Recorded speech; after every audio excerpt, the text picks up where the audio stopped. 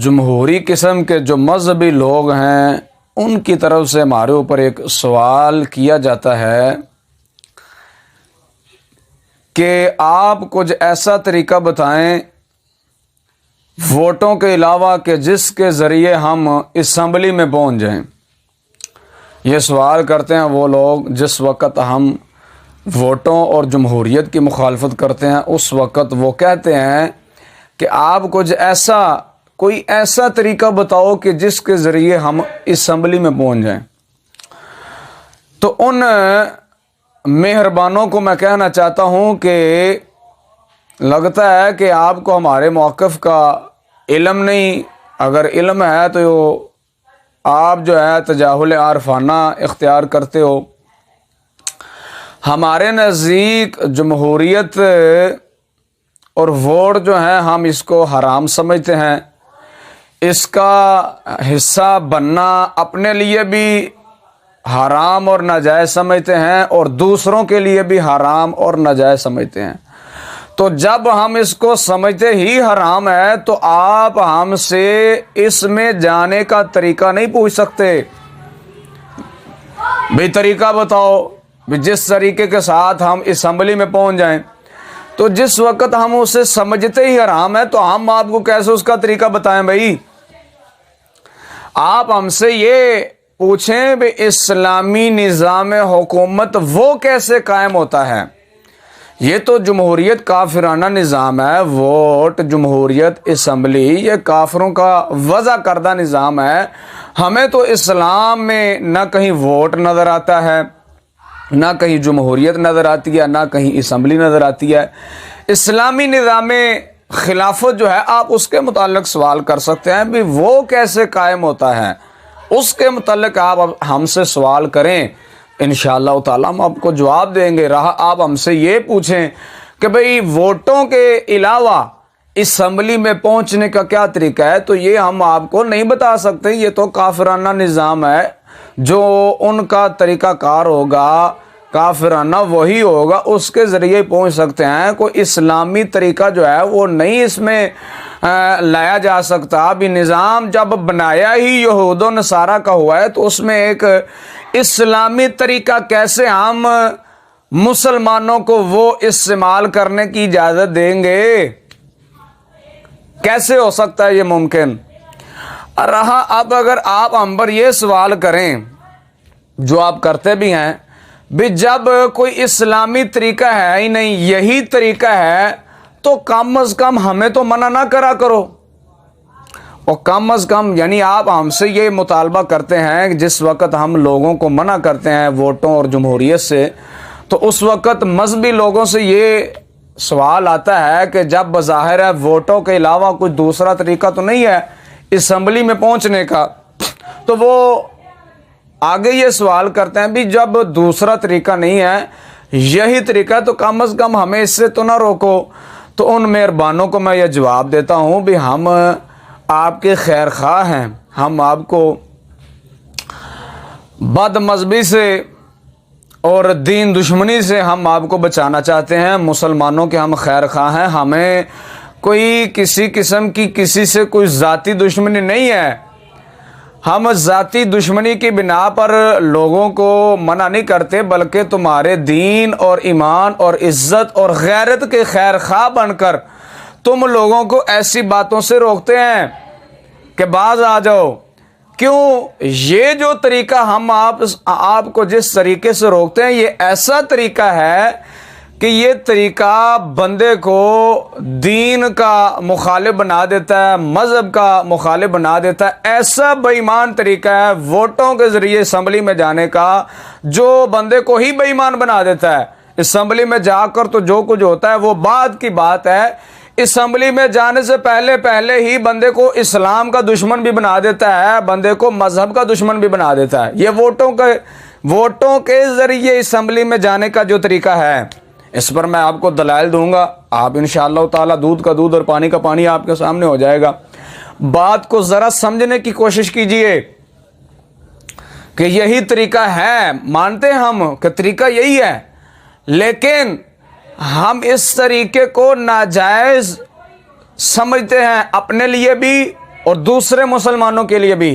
भाई ये जब निज़ाम ही काफिराना है तो उस काफिराना निज़ाम को ख़त्म करने का तरीका यह है कि बाहर रहकर उसकी मुखालफत की जाए, ना कि उसमें शामिल होकर उसका जुज़्व और हिस्सा बनकर उसको मज़ीद मजबूती दी जाए। इसका यह तरीका नहीं है जो तुम लोग समझते हो। भाई इस निज़ाम को अपनाया जाए, फिर इस निज़ाम के अंदर जाया जाए, फिर उसमें जाकर तब्दीली की जाए, ये तुम्हारे ख्याल हैं।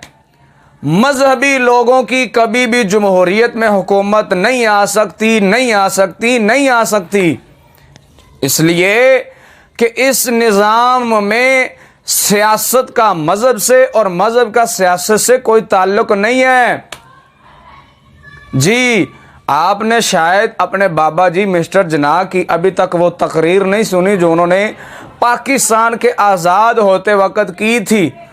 वो आप YouTube पर जाएं और जाकर सिर्फ मिस्टर जिन्ना लिखें, आपकी वो तकरीर आ जाएगी जिसमें आप वाज़े तौर पर कह रहे हैं कि आप सब आज़ाद हैं अपनी अपनी मस्जिदों में जाने के लिए, मंदिरों में जाने के लिए, चर्च में जाने के लिए। इसके बाद वो मिस्टर जिन्ना साहब कहते हैं कि आप देखेंगे कि वक़्त गुजरने के साथ साथ मुसलमान मुसलमान नहीं रहेंगे, हिंदू हिंदू नहीं रहेंगे, ईसाई ईसाई नहीं रहेंगे, सिख सिख नहीं रहेंगे, मजहबी मानों में नहीं, सियासी मानों में। तो ये तो हमारे जो आपके बाबा जी हैं वो कह गए हैं कि मज़हब का सियासत से और सियासत का मज़हब से कोई ताल्लुक़ नहीं है।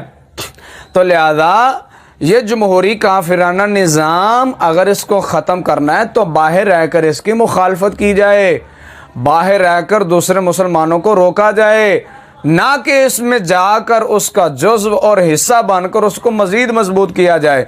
तो ये जो तरीका है वोटों के ज़रिए असम्बली में जाने का, ये ऐसा तरीका है कि इस तरीके के ज़रिए जो है ऐसा बेईमान तरीका है जो बंदे को इस्लाम का मुखालिफ, मज़हब का मुखालिफ बना देता है। उसकी चंद मैं मिसालें देता हूँ कि अगर असम्बली में जाने से पहले की बात कर रहा हूँ, बात असम्बली में जाकर तो जो काम होते हैं वो बात की बात है, जो होंगे या होते हैं वो बात का मसला है। असम्बली में जाने से पहले उसकी बात कर रहा हूँ। नंबर 1, ये ऐसा तरीका है वोटों के ज़रिए असम्बली में जाने का कि अगर आपकी तहरीक का नाम लब्बैक या रसूल अल्लाह सल्लल्लाहु अलैहि वसल्लम हो तो इस तरीके यानी वोटों के ज़रिए जमहूरियत के ज़रिए असम्बली तक जाना, यह ऐसा ज़रिया है कि अगर आपको आगे वाले ये कहें कि या रसूल अल्लाह को काटोगे, काट कर लब्बैक पाकिस्तान कहोगे, लब्बैक या रसूल अल्लाह की बजाय, तो आपको आपकी जो तहरीक है उसको रजिस्ट्रेशन किया जा सकता है, वगरना आपकी तहरीक को रजिस्ट्रेशन नहीं किया जा सकता। तो ये ऐसा बेईमान तरीका है कि इसको मानकर तस्लीम करके बंदा या रसूल अल्लाह को कटवाना जो है उसको गवारा कर लेता है और कटवा कर लब्बैक पाकिस्तान करवा लेता है। अब या रसूल अल्लाह जो मजहब हक अहले सुन्नत व जमात की जान है, उस मजहबी अजीम निशानी को कटवाने पर मजबूर कर देता है कौन? ये वोटों के जरिए असम्बली तक, असम्बली में जाने का जो तरीका है, ये तरीका है जो वोटों के जरिए जिस तरीके से हम लोगों को रोकते हैं, मना करते हैं। भाई जो आपको अंदर आने से पहले ही आपसे आपके मजहब की जान छीन रहा है, वो अंदर जाकर पता नहीं आपसे क्या कुछ करवाएगा। अभी तो बाहर हैं आप, तो ये हाल है, तो अंदर जाकर क्या हाल होगा। तो पहली बात कि इस तरीके के जरिए जो आपके मजहब की जान होती है ना, उस जान से हाथ धोना पड़ता है। दूसरा नंबर, ये ऐसा तरीका है वोटों के जरिए असम्बली में जाने का कि जिसके जरिए काफिरों, बद मजहबों से इत्तिहाद करना पड़ता है।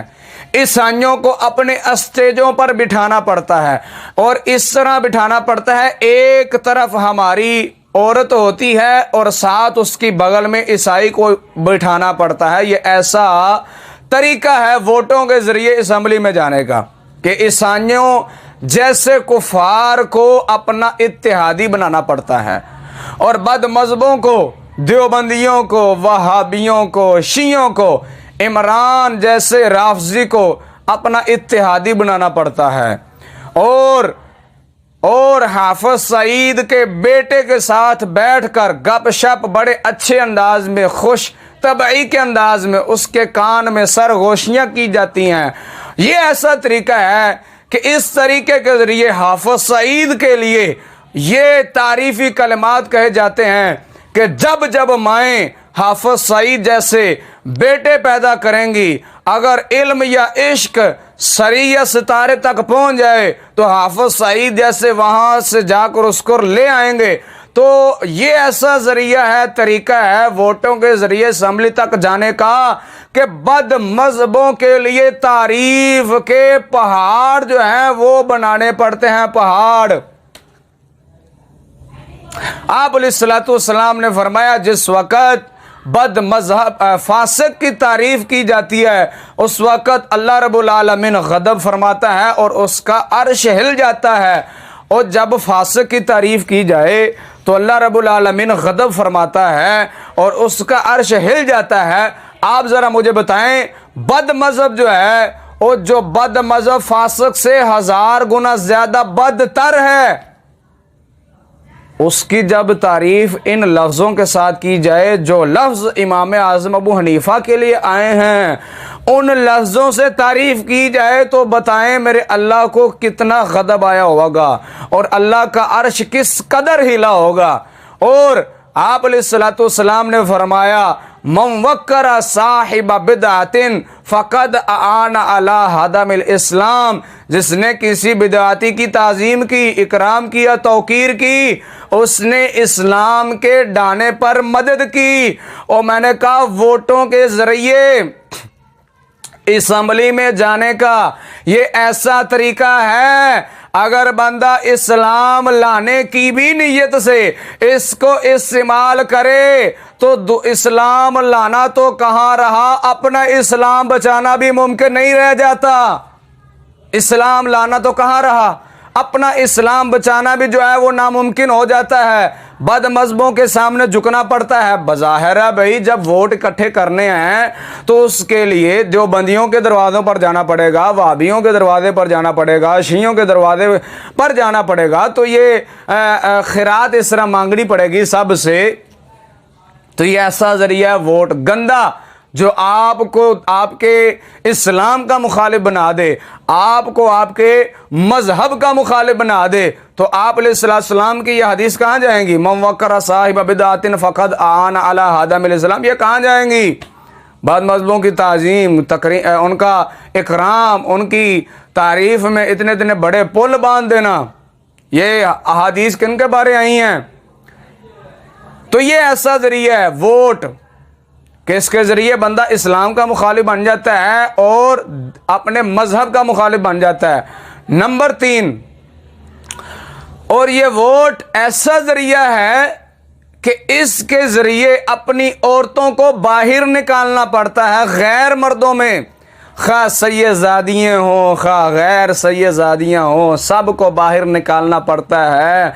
और वो अल्लाह जो को फरमाता है औरत को वला यदरिबना बिअरजुलिहिन्ना लियुअलम मा युखफीना मिन ज़ीनतिहिन्न, जो खुदा फरमाता है कि औरतों को कि वो पाँव इतना ज़ोर कर ज़मीन पर ना मारें कि जिसकी वजह से उनके जेवर की आवाज़ गैर मर्दों के कानों में पड़े। और वो खुदा जो फरमाता है कि औरत जब हज करने के लिए आए तो तलबिया लब्बैक अल्लाहुम्मा लब्बैक ऊंची आवाज़ से नहीं कह सकती, लेकिन वोट के ज़रिए असेंबली में जाना यह ऐसा तरीका है कि औरत तलबिया तो नहीं कह सकती खाना काबा जाके, लेकिन लब्बैक या रसूल अल्लाह के नारे मार सकती है। यह ऐसा ज़रिया है जो औरत जिसको मस्जिद में आकर अजान देने की इजाज़त नहीं, वो औरत जिसको जमात करवाने की इजाज़त नहीं। मेरे आका अलैहिस्सलातु वस्सलाम ने फरमाया कि जिस वक़्त बंदा मर्द नमाज पढ़ रहा हो, आगे से कोई गुजरने लगे, या औरत नमाज पढ़ रही हो, आगे से कोई गुजरने लगे, तो उसको बताने का क्या तरीका है कि उसको मालूम ना हो कि ये नमाज पढ़ रहा है। तो आप अलैहिस्सलातु वस्सलाम ने फरमाया अत-तस्बीहु लिर्रिजाल व तस्फीकु लिन्निसा। हुजूर ने फरमाया कि जिस वक़्त मर्द गुजरने लगे, मर्द नमाज पढ़ रहा हो, उसके आगे से कोई गुजरने लगे, तो आप अलैहिस्सलातु वस्सलाम ने फरमाया नमाजी, नमाज पढ़ने वाला तस्बीह करे, अल्लाहु अकबर, सुबहान अल्लाह, इस तरह कह कर उसको आगाह करे ताकि उसको पता चले भी ये नमाज पढ़ रहा है, ताकि वो पीछे रहे। लेकिन कुर्बान जाऊं उस गयूर नबी पर, आप अलैहिस्सलातु वस्सलाम ने फरमाया व तस्फीको लिन्निसाई, लेकिन औरत अगर नमाज पढ़ रही हो, उसके आगे से कोई गुजरने लगे, तो आप अलैहिस्सलातु वस्सलाम ने फरमाया वो तस्बीह नहीं करेगी, बल्कि हुजूर ने फरमाया वो अपने हाथ पर इस तरह हाथ मारेगी ताकि उसको मालूम हो जाए गुजरने वाले को कि नमाज पढ़ रही है। अब आप बताएं, और जो नबी नमाज के अंदर औरत की आवाज़ निकालना गवारा नहीं फरमा रहा, क्योंकि औरत की आवाज़ भी औरत है नमाज की हालत में, जो अफजल तरीन इबादत है। लेकिन वोट ऐसा तरीका है, इस तरीके के साथ औरत बन ठन के गैर महरमों के दरमियान आकर तकरीरें भी कर सकती है, असम्बली में जाने से पहले पहले तकरीरें भी कर सकती है, और जनाबे वाला लब्बैक या रसूलुल्लाह की तरह हाथ उठा उठा कर नारे भी मार सकती है। वोट ऐसा जरिया है असम्बली में जाने का। तो अंदाज़ा लगाएं कि ये ऐसा तरीका जो आपको आपके इस्लाम का ही मुखालिफ बना दे, आपको आपके इस्लाम मज़हब का दुश्मन बना दे, बागी बना दे, दूर कर दे। कोई बेअकल ही बंदा हो सकता है जो इस तरीके को इख्तियार करके कहे चलो यार बाद में तौबा कर लेंगे, या बाद में इन चीज़ों का इजाला कर लेंगे, फ़िलहाल असम्बली में तो पहुँच जाएं। ये कोई बेअकल बंदा ही कर सकता है। साहिब अकल और साहिब इल्म और जी शऊर बंदा जो है ये ऐसा काम नहीं कर सकता। इसकी मिसाल ऐसे ही है, मैं एक मिसाल देता होता हूँ कि 10 बंदे जो हैं वो सफ़र पर निकल पड़े, उनमें एक उनका अमीर भी था। तो वो सफ़र चलता रहा, रात हो गई जब, तो बारिश आना शुरू हो गई, और बारिश भी बहुत ज़्यादा तेज़ थी। अब हुआ यूं कि उनके पास तो छत कोई ना थी। उन्होंने नज़र दौड़ाई इधर उधर, तो उनको एक मकान नज़र आया। तो जब मकान नज़र आया ना, तो उनमें से एक ने जाकर दरवाज़ा खटकाया कि भाई हमें रात गुजारने के लिए जो है वो मकान आपका मिल सकता है आज की रात। तो आगे से वो मकान वाला ये शर्त लगाए भी हाँ मिल तो सकता है, लेकिन एक शर्त है। क्या? कि वो शर्त ये है कि आप जितने बंदे हैं सब बंदों को मकान में दाखिल होने से पहले अपने मुंह के ऊपर पखाना मलना पड़ेगा। वो शर्त लगा दे मकान वाला।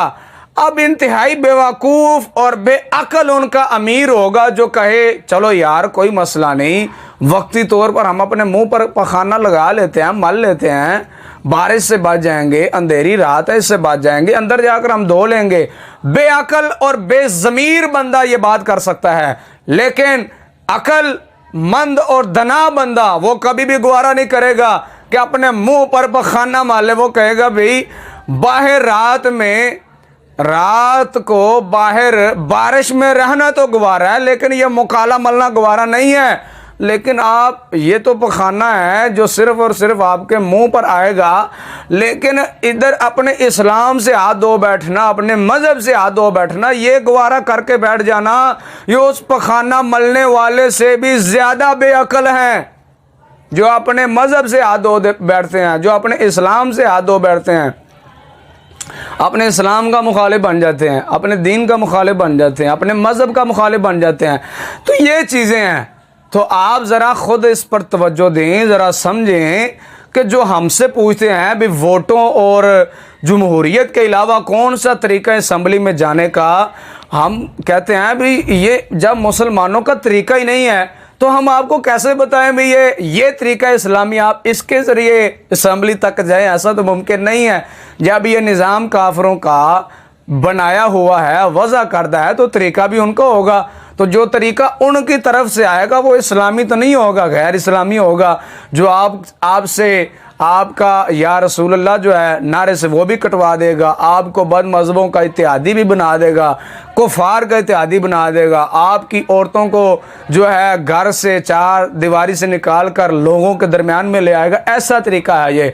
रहा ये सवाल मुक़द्दर का एक जवाब दे देता हूँ। अगर कोई ये पूछे भाई इस्लामी निज़ाम हुकूमत कायम करने का क्या तरीका है, वो भी ज़रा बता दो, तो उसके जनाबे वाला दो ही तरीके हैं, या तो अज़ाब या तो जिहाद।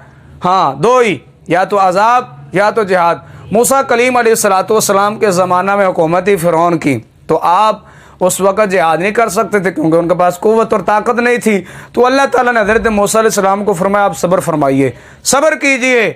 आखिरकार अल्लाह ताला का अज़ाब आया, फ़िरौनी और फ़िरौन गर्क हुआ, तो हुकूमत सैयदना मूसा कलीम अलैहिस्सलाम की आई। लेकिन जब बारी आई हमारे मदीने के ताजदार सल्लल्लाहु अलैहि वसल्लम आपकी, तो उस वक़्त किसी एक की हुकूमत नहीं थी, बल्कि कबीले होते थे, मुख्तलिफ कबाइल होते थे, हर कबीले का एक सरदार होता था। तो आप अलैहिस्सलाम की जिस वक़्त ऐलान नबूवत के बाद मुखालफत हुई, तो जिस आप अलैहिस्सलाम को अल्लाह ताला ने जिहाद का हुक्म दिया, इस वक़्त अज़ाब नहीं आया, लेकिन आप अलैहिस्सलाम को जिहाद का हुक्म दिया गया, और वो भी आपके ऐलान नबूवत के फ़ौरन बाद नहीं, बल्कि जिस वक़्त आप अलैहिस्सलाम के साथ चंद मुसलमान मिल गए, आपको अफराद मुहैया हो गए, कुछ ताकत जमा हो गई, उस वक़्त जाकर आप अलैहिस्सलाम को जिहाद का हुक्म मिला। तो मालूम हुआ, तो आपने जिहाद किया, जिहाद के ज़रिए अल्लाह ताला ने आप अलैहिस्सलाम को हुकूमत अता फरमाई। तो मालूम हुआ इस्लामी निज़ाम हुकूमत सिर्फ़ और सिर्फ दो ही तरीक़ों के साथ आ सकता है, या तो जिहाद के साथ या अज़ाब के साथ।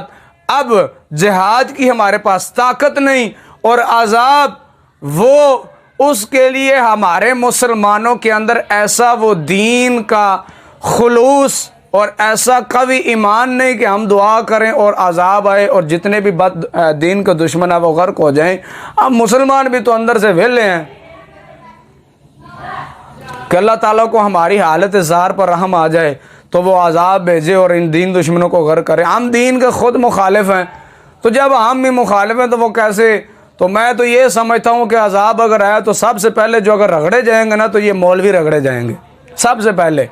बाकी दीन दुश्मन जो है वो तो बाद में है, पहले ये रगड़े जाएंगे जो दीन का उल्टा खुद मुखालिफ हैं, जो दीन का उल्टा खुद खिलाफ चलते हैं, लोगों को खिलाफ चलाते हैं। सबसे पहले मुझे तो ये लगता है जब अल्लाह का अज़ाब आया सबसे पहले ये रगड़े जाएंगे। बातें तो बहुत ज़्यादा हैं, लेकिन किस्सा है मुख्तसर। इस बात की तरफ फिर आता हूँ कि वोटों के ज़रिए असम्बली में जाना तरीका तो गैरों का है, तो जब आप आएँ तो इसमें आप कहें भी इस्लामी तरीके से आप दाखिल हों, यह नामुमकिन सी बात है। हाँ जी, अभी तो इब्तिदाए इश्क है, रोता है क्या, आगे आगे देख फिर होता है क्या। दुआ है कि अल्लाह रब्बुल आलमीन हमें दीन हक़ को समझने की, समझाने की तौफ़ीक़ अता फ़रमाए। वमा अलैना इल्लल